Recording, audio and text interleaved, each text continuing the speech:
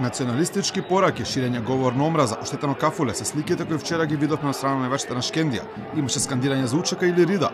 Балистите пратија порака дека мртов македонец е добар македонец, а не беше поштедено ниту македонското девојче.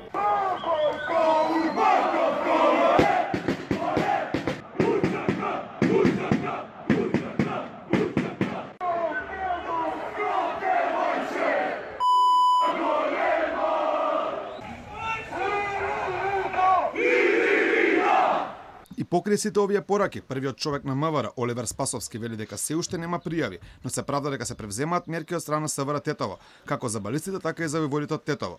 Тој кажа дека пред се се работело на превенција со двете навивачки групи. Денеска дадовме задача да посебно и во делот на превенцијата во сектор за внатрешни работи поработиме и со двете навивачки групи од Тетово, заради тоа што не смееме да дозволиме да нивни конфликти кои што изобилуваат со таков говор на омраза бидат секојдневни и во Тетово, меѓутоа и во Република Македонија. Најостра осуда за овој инцидент предизвикан од балистите пристигна од Хелсинскиот комитет.